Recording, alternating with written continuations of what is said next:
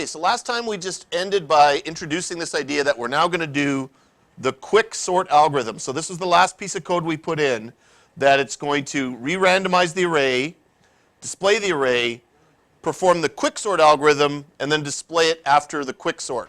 Now I'm just going to run the code real quick. So I made a few adjustments to the display method. If you're interested in seeing that, it doesn't matter. I just wanted to do it so it looks nicer. So here are the things we did: the new array, the linear search, the new array again, the bubble sort, the new array again. Every time you call new array, it just re-scrambles it. Selection sorts, the better selection sort, the binary search and the optimal binary search, the new array, the insertion sort, the shell sort, and now we haven't implemented it yet, but the quicksort, how the quicksort will sort this array of integers using its algorithm. Okay? So to implement the quicksort, we are going to do this recursively. Okay? So I want to just present a little bit of theory behind this. This is in an optional section of my notes on the Quicksort algorithm. And then we'll just quickly code it. I'm just going to go through this real quick. Okay. So if you think about an array of items, okay, and you pick within that array of items what's called a pivot point, okay, which does not, by the way, have to be the middle point. But if you pick a pivot point, you can set an array of a certain way. So let's imagine we had a collection of random numbers just in front of me right now, like a bunch of dinner plates with numbers on them. And they were in a line, but they were not sorted.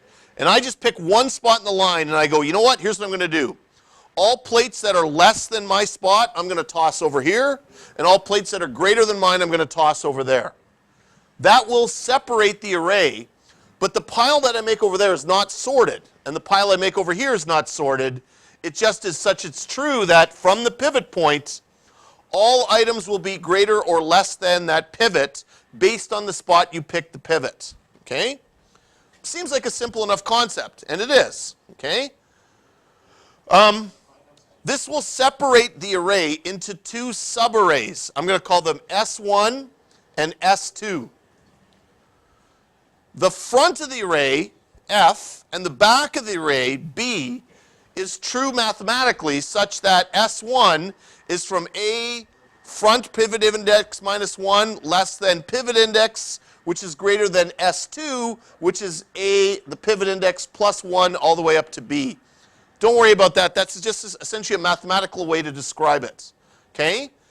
But then all I have to do is reapply that logic to each subarray. So within the subarray, I can perform the same logic. I can go pick a pivot point, throw everything on one side, throw everything on the other. Then do that here. And if I keep doing that recursively, it will end up with a sorted array. And that's essentially what it does. Here's the pseudocode for it. To quicksort an array, I partition the array into two parts, then quicksort each part. That's how simple it is. The real logic goes into that submethod to partition the array. Okay? And then it performs a recursive quicksort. Okay? So anyways, this is more of pseudocode, but let's actually put this into real code. Okay, so to quicksort the array, I'm going to call recursive quicksort of the array, comma, from position 0 to the end of the array, which we can define as array.length minus 1. So this recursive algorithm needs to know what array I'm sorting and from what spot to what spot. So because it's the first call, I'm going to sort the entire array from 0 to the end. So now I'm going to build this recursive method, recursive quicksort. Okay? And I'm going to rename these two variables, instead of I and I0, as simply the front and the back of the array. Okay? So you may recall this is what's called a wrapper method. It hides the fact that recursion is taking place because this method is private. This is the public method, Quicksort, that the users see outside the class. This is the private method within the class that hides the fact that recursion is taking place. Okay, this is a recursive method, so it will be short. Basically, it looks like this. If the back is less than or equal to the front, well, then I'm done. I'll just return at this point. This is, for what you may recall from our unit on recursion, this is what's called a base case, right? This is what stops the recursion from taking place. Basically, that means that the array has now been shrunk to such a small size that it's basically size 1. So there's nothing to sort on an array that's of size 1. The back and the front are the same number. Or somehow they've passed each other. That's more of an error check. But really it should be if back equals front, which means I kept dividing the array into smaller chunks until now it's just one chunk. Well, there's no need to do any logic on a one chunk array. You just return. But the else is now the recursive case. Okay? The recursive case is based on a pivot value. Okay? We're going to get the pivot value from a method we're going to call partition. Whoops. And we're going to partition the array from front to back. Okay? Now, we will write this method in a minute. We'll get to the partition method. That's actually where the most logic goes. But then we have two other things to do. We recursive quicksort the array from the front, but not to the back, to the pivot -1. That's essentially, that's subarray 1. Okay? That's S1, the subarray 1. And then we will recursive quicksort the array, but not from the front, but from pivot +1 to the back, which is essentially S2. And that's it. That's all recursive quicksort does. It basically cuts the array into a pivot spot and then sorts one half and then sorts the other half. That's it. All our real logic's going to go into partition. Okay? But the method itself is recursive. It has a base case and it has two recursive cases.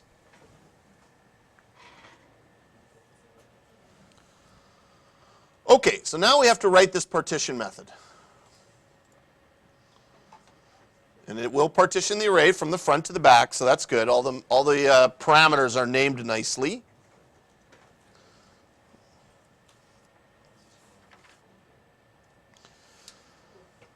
Okay, so we're going to start by creating a pivot. And pivot can be anywhere in the array, but we're going to start it at the array at the front. That's as good a spot as any to put it. So the front of the array will be where the pivot will start. Now we're going to shift the pivot around a little bit, okay? But that's where we'll start it. At the end of this method, we will return the front,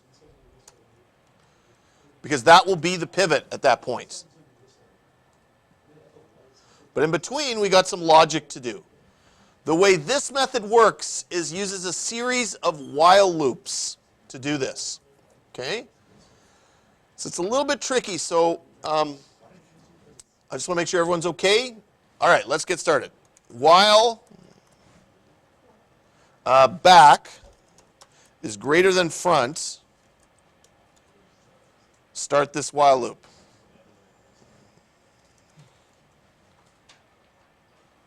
Okay, so while back is greater than front, inside the while loop, we start another while loop. While back is greater than front, and the array at spot back is greater than the pivot. Okay? So this is a two-part while loop. It uses the same logic as the first one, well, back is greater than front, but it adds a second condition, and the array at the back is greater than the pivot. While that's true, we execute one line of code, back minus minus. We shift the back, so to speak. Well, we actually shift it forwards. Okay? After that while loop, we hit an if statement. If the back equals the front, if they match, well, at this point, we need to break out of this loop. Okay? So that's an error catch that quickly just breaks out of our while loop, if that's the case, because we don't want to move ahead with our logic at this point, if that is true. But if it's not true, what we then do is we say array at the front equals array at the back. We essentially perform a bit of a swap there. Not really, but that's us essentially tossing something over from one side of the array to the other. And then the front moves forward. So I go front plus plus. Okay? So that's the first part of the partition, okay, is to do all of that. We will now be essentially doing it over again. So I'm just going to leave one space just to mark it on the screen. It's not necessary, but I'm just going to put it there. And I'm going to end a second while loop. While back is greater than front.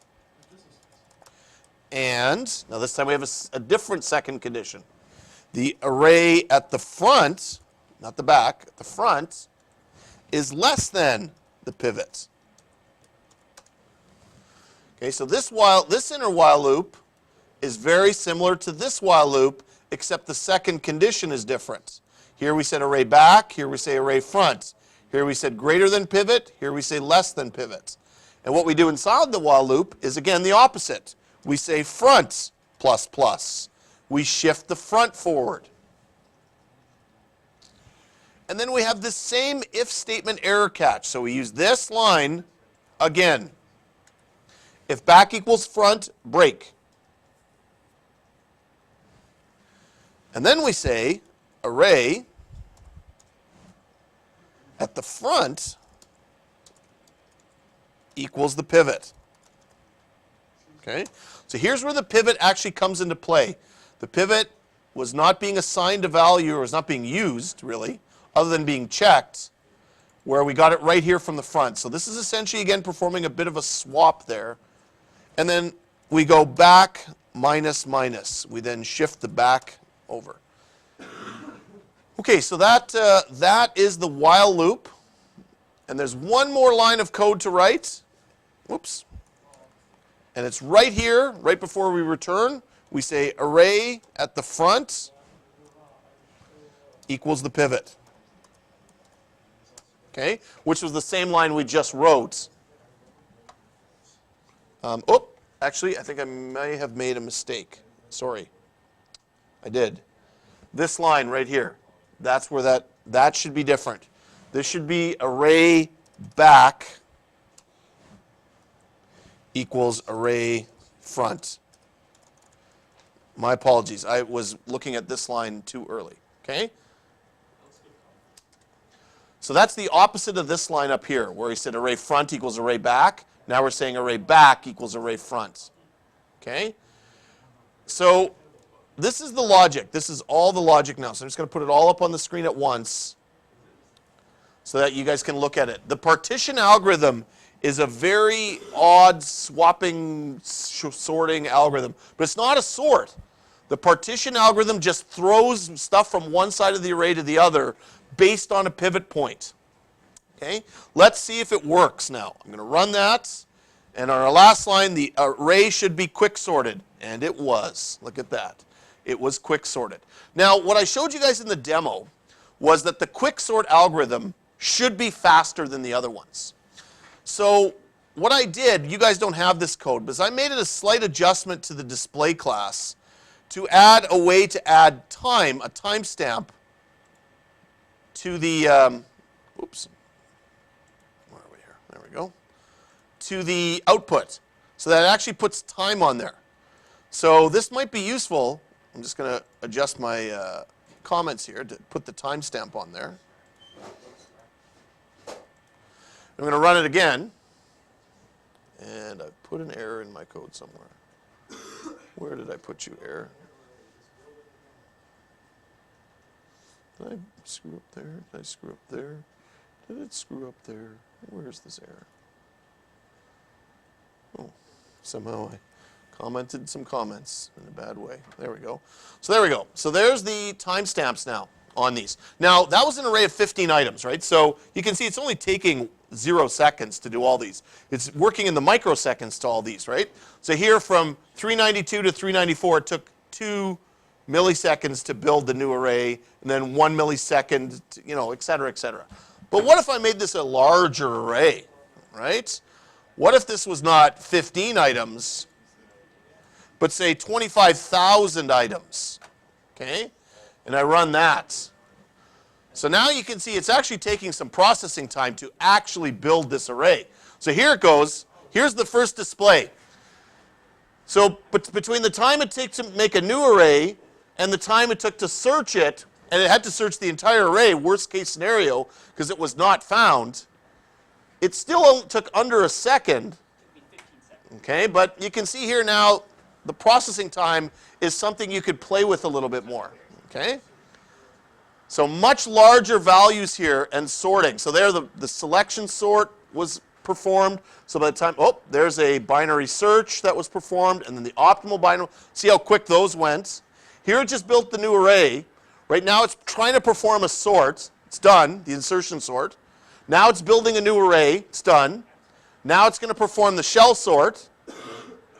It's done. Now it's building a new array. It's done. Now comes the quicksort. It's done. Okay? And here, if you want to do the math, you could actually see, is the quicksort, for example, faster than the selection sort? Let's do that one, just based on these two numbers right here. This was the time between building the new array and selection sorting. So that was 6 seconds, right? And here's the time between building the new array and the quicksort, 5 seconds, right? So it is 1 second faster at that point, which is not a big deal, but certainly could be a big deal the larger the array size gets. So these algorithms do have actual effects on time values when you start analyzing them. And again, this isn't the most accurate way to do this, but I thought it'd be kind of fun to just sort of show that.